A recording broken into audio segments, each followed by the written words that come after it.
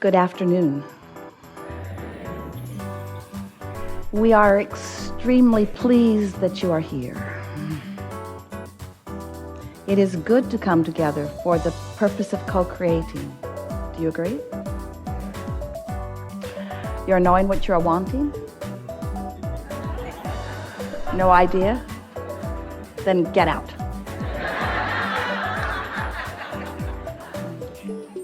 Well, are you appreciating how life continues to cause you to ask for more?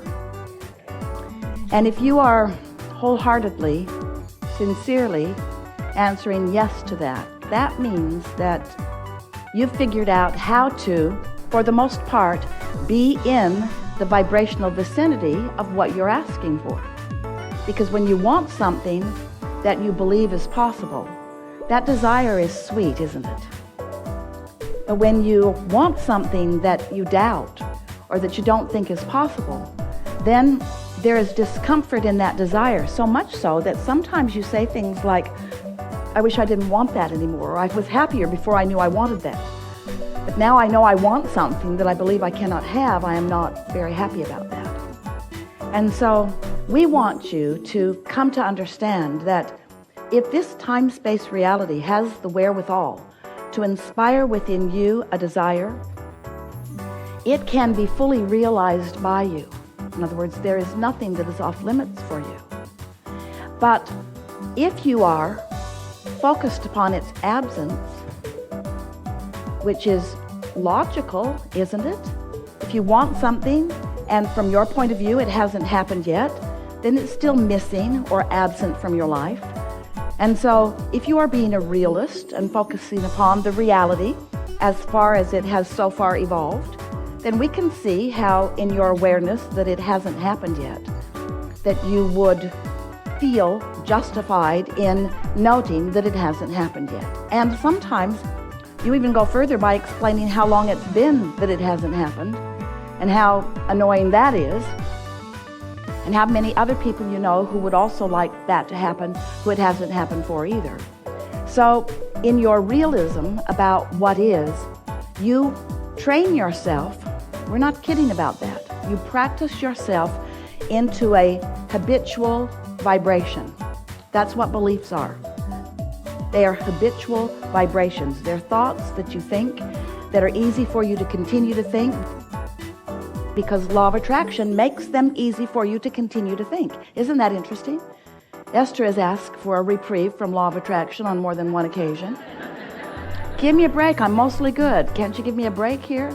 But Law of Attraction is always consistent, always fair, always responding to your vibrational output. And so when Law of Attraction responds to your vibrational output, you can feel what that vibrational output is because you have this relativity, this vibrational relativity.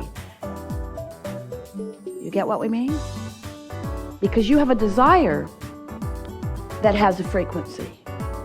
So the desire that has a frequency and the belief that has a frequency, if the two frequencies don't match up, then you've got a wobble going on in your vibration. And that wobble is what negative emotion feels like to you.